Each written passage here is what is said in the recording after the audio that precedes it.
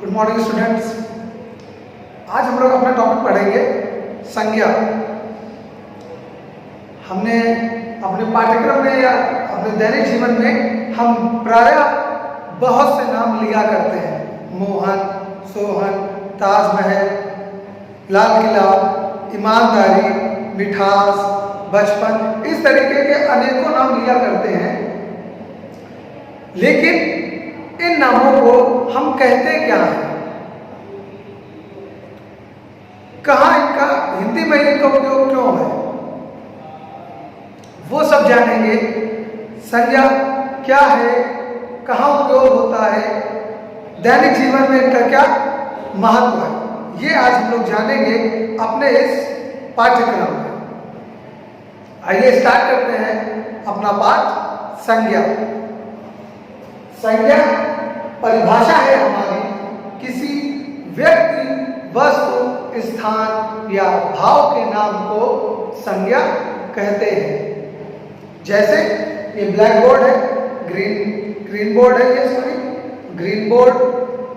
आप मोबाइल है आपके हाथ में, किस कंपनी का है? ओप्पो, वीवो या लावा, जो भी है। अब आपके पास क्या कौन सा है, वो एक नाम है। आप पाठ पढ़ रहे हैं, संज्ञा नाम है। आपका नाम मोहन है, सोहन है, कविता है या जो भी है, ये क्या है? एक संज्ञा है। अर्थात ब्रह्मांड में हम जिस भी वस्तु को किसी नाम से अगर पुकारते हैं तो वो नाम ही संज्ञा है। इसलिए हिंदी में इसका उपयोग होता है, क्योंकि हम हर एक वस्तु को किसी ही नाम से पुकारते हैं। अब बात करते हैं संज्ञा के भेद। परिभाषा आपको समझ में आई कि किसी व्यक्ति, वस्तु, स्थान, गुण, दशा, अवस्था आदि के बोध कराने वाले शब्दों को संज्ञा कहते हैं। संज्ञा के 5 भेद हैं। देख लें, संज्ञा के 5 भेद हैं। व्यक्तिवाचक संज्ञा, जातिवाचक संज्ञा, भाववाचक संज्ञा, समूहवाचक संज्ञा और अंत में द्रव्यवाचक या पदार्थवाचक संज्ञा। ये 5 भेद हैं। बात करेंगे सबसे पहले हम व्यक्तिवाचक संज्ञा की। व्यक्तिवाचक संज्ञा जिस शब्द से किसी विशेष व्यक्ति, वस्तु या स्थान का बोध होता है, उसे हम संज्ञा कहते हैं।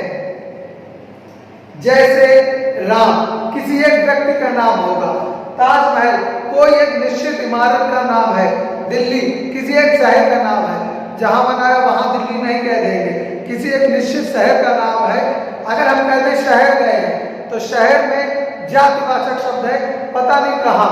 लेकिन अगर कह दिया दिल्ली गया है या दिल्ली गए हैं तो एक निश्चित हो गया, एक व्यक्ति एक निश्चित स्थान का नाम बता रहा है, तो इसलिए व्यक्तिवाचक संज्ञा होगा। अगला देखेंगे हमारा है जातिवाचक संज्ञा। जिस शब्द से एक ही प्रकार के व्यक्ति, वस्तु या स्थान का बोध हो, उसे हम जातिवाचक संज्ञा कहते हैं। जैसे स्त्री, मान लीजिए किसी एक स्थान पर 5 महिलाएं हैं, कविता, बबीता, निर्मला, इस तरीके से और महिलाएं भी हैं। अब हम उनके नाम नहीं पता, तो हमने उन्हें एक शब्द दे दिया, वहां पर स्त्रियां बैठी हैं, तो स्त्रियों में उन 5 आ गए। मान लीजिए मैदान पे गए, मैदान पर बहुत से बच्चे खेल रहे हैं, 1-2 के नाम पता है, बाकी के नाम नहीं पता है, तो उन्हें हमने नाम दिया बालक। बालक कह दिया, वो सारे ही बच्चे उस शब्द के अंतर्गत आ गए।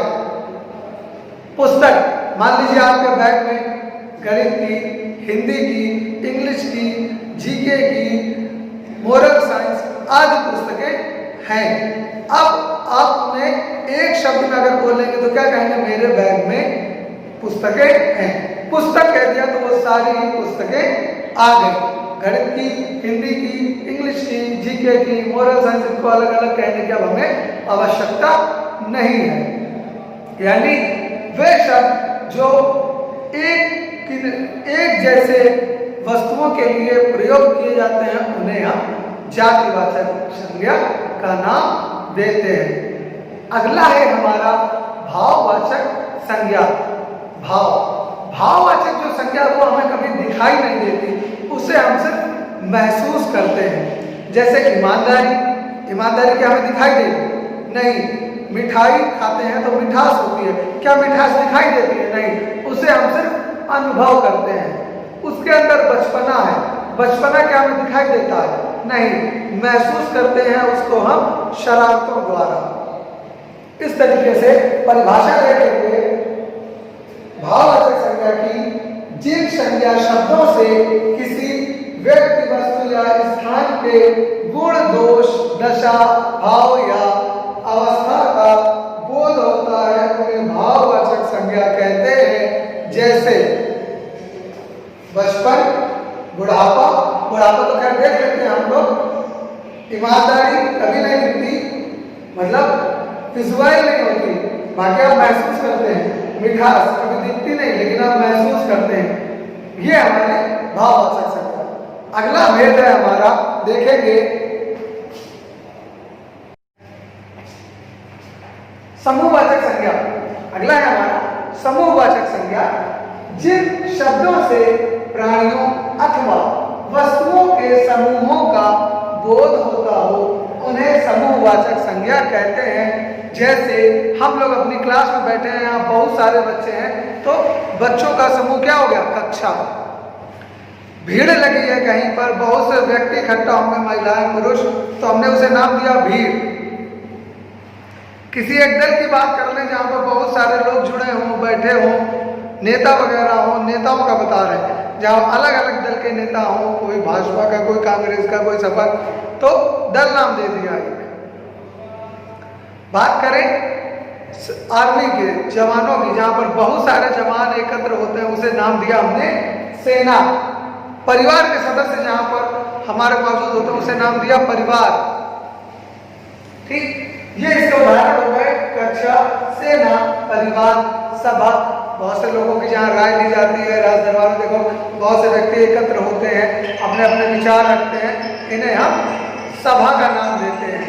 आगे देखेंगे अगला क्या है हमारा पदार्थवाचक संज्ञा। अगला है हमारा पदार्थवाचक संज्ञा। जिन संज्ञा शब्दों से किसी धातु, द्रव्य या अन्य पदार्थ का बोध होता है उन्हें हम पदार्थवाचक संज्ञा कहते हैं। हमेशा वो उन्हें ही पदार्थ कहते हैं जिनकी सहायता से कोई अन्य वस्तु बन सके। जैसे सोना, सोने से आप सोने के जेवर बनाते हैं, लोहे के आप बहुत सारी वस्तुएं बना लेते हैं, तांबे से भी अनेक वस्तुएं बनती हैं, दूध से अनेक वस्तुएं बनती हैं।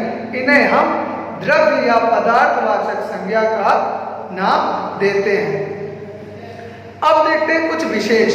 ये 5 भेद थे, आपने भेद जान लिए। अब कुछ वो बातें जान लेते हैं जो हमारे एग्जाम में पूछी जाती है बड़ी कक्षाओं में, वो भी बातें जान लेंगे। ये तो आपकी बुक में दिया है कि यदि जातिवाचक संज्ञा को विशेष नाम दे दिया जाए तो वह व्यक्तिवाचक संज्ञा बन जाती है। जैसे कैसे आप समझेंगे? समझने के लिए वहां पर पुरुष खड़ा है, पुरुष क्या है? जातिवाचक संज्ञा है। अगर नाम दे दे वहां पर मोहन खड़ा है तो मोहन क्या हो गया? व्यक्तिवाचक। पुरुष क्या था? जातिवाचक संज्ञा का उदाहरण देके वह पुरुष है, पुरुष है, नाम नहीं पता है तो पुरुष का पुरुष क्या है? जातिवाचक है। लेकिन नाम पता है, जब हमने से कहा वह मोहन है, वह मोहन है, तो मोहन क्या हो गया? व्यक्तिवाचक संज्ञा का बन गई। कभी कभी व्यक्तिवाचक संज्ञा जातिवाचक संज्ञा का भी काम करती है, लेकिन अमूमन वह व्यक्तिवाचक संज्ञा बहुवचन में होती है। जैसे देखें कभी कभी व्यक्तिवाचक संज्ञा जातिवाचक संज्ञा बन जाती है। जैसे विभीषणों से बचकर रहो। विभीषण एक व्यक्ति का नाम था, आप जानते हैं रावण के भाई का नाम था विभीषण, लेकिन यहाँ पर हमने नाम दिया है विभीषणों, बहुवचन हो गया। विभीषण का विभीषणों बहुवचन में कह रहे हैं तो यानी बहुवचन हो गया। विभीषण ऐसा नाम जो अपनों को धोखा देता है, विभीषण मीन्स अपनों से जो धोखा दे, ठीक। तो अपनों से जो धोखा करते हैं, जो अपने होते हैं लेकिन अपने नहीं, सगे नहीं होते, उनसे बचकर रहना चाहिए। पता चला हमने अगर किसी को, आपको अपना मित्र समझ के अपने कोई बात बता दी, तो आपने उसे सबको जहां नहीं भी बोलना चाहिए आपने बोल दी, तो ये क्या हो गया? धोखा हो गया। तो इसलिए कहा जाता है विभीषणों से बच के रहो, यानी अपनी बातें उनसे मत कहो जो हर जगह आपकी बात को बोल दें। दूसरा उदाहरण देख लें, जैसे हमारा देश सीता और सावित्रियों का देश है। यहाँ पर सीता एक स्त्री का नाम है, सावित्री एक स्त्री थी। आपने कहानी सुनी होगी, रामायण में माता सीता का वर्णन भी है। लेकिन यहाँ पर जब वो उदाहरण बोल रहे हैं, हमारा देश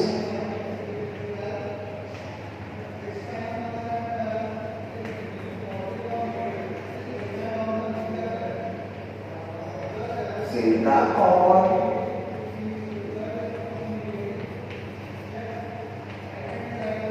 सावित्रियों का देश है।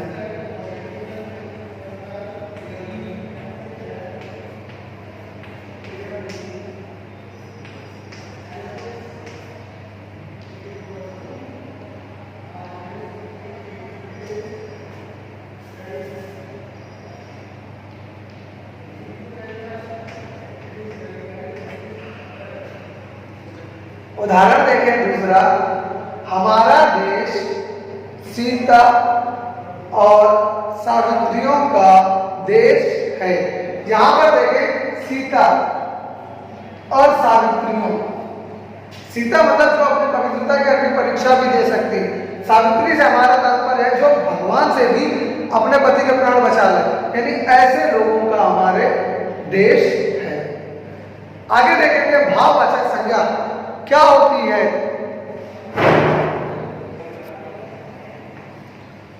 भाववाचक संज्ञा के बारे में बात करेंगे। डेफिनेशन आपने पढ़ ली है, किस तरह क्या होता है भाववाचक में, ईमानदारी, मिठास, ये सब आप जानते हैं। अब भाववाचक को लेकर कुछ विशेष बातें हैं, उनके बारे में जान लेते हैं। भाववाचक संज्ञा बहुवचन में जातिवाचक संज्ञा बन जाती है। जैसे किसी की बुराई नहीं करनी चाहिए। बुराई क्या है? एक भाव है। कानाफूसी करना, किसी के बारे में गलत बातें बोलना, ये क्या है? बुराई, ठीक, एक भाव है। अब बुराइयों से बचो, बुराइयों से बचो। बुराई का देखेंगे, बुराई का बहुवचन बुराइयों हो गया। भाववाचक का जब बहुवचन बना तो याद रखेंगे बुराइयों से बचो, अर्थात गलत आदतों से, सिगरेट पीना, झूठ बोलना, होमवर्क न करना, ठीक, इस तरीके के अनेक आदतों से हमें बचना चाहिए। अगला देखें, भाववाचक संज्ञा दो प्रकार की होती है। एक तो वो स्वतः मूल शब्द होते हैं, जैसे सच्चाई, ईमानदारी, लाभ, हानि, ये सब क्या है? मूल रूप से ही संज्ञा है भाववाचक। और कुछ ऐसे शब्द हैं जिनकी सहायता से हम भाववाचक संज्ञा बनाते हैं, जैसे लंबा से लंबाई, गर्म से गर्मी, भला से भलाई, माता से मातृत्व। इस तरीके से अनेकों शब्द हैं जिन्हें हम अन्य दूसरे संज्ञा शब्दों से भाववाचक में बदलते हैं। उन्हें हम बदलकर भाववाचक में लाते हैं। आगे देखें, भाववाचक संज्ञा कितने प्रकार से बनाई जाती है? 5 तरह से बनाई जाती है। नंबर 1 देखेंगे, नंबर 1 देखिए, जातिवाचक से भाववाचक संज्ञा बनाना। चोर आ गया, चोर का नाम नहीं पता था, चोर क्या हो गई? जाति हो गई। और चोरी उसका काम है, चोरी एक भाव हो गया। क्या कर रहा है? चोरी कर रहा है, चोरी भाव। माता, मातृत्व का भाव। अगला देखिए, सर्वनाम से भाववाचक संज्ञा बनाना।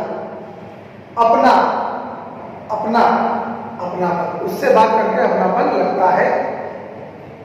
निज, निज माने स्वयं का, निजता, पर्सनल, निजत्व, स्वयं, पर्सनल अधिकार। विशेषणों से भाववाचक संज्ञा बनाना। भला, वह भला व्यक्ति है,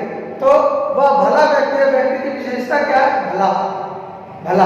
अब भला से हमने उसकी जब भाववाचक मतलब है तो भाववाचक संज्ञा बनेगी भलाई, वह भलाई करता है। मूर्ख, वह मूर्ख है, तो मूर्ख उस बालक की विशेषता क्या होगी? मूर्ख। और मूर्खता भाववाचक है, मूर्खता पूर्ण कार्य करता है। आगे देखेंगे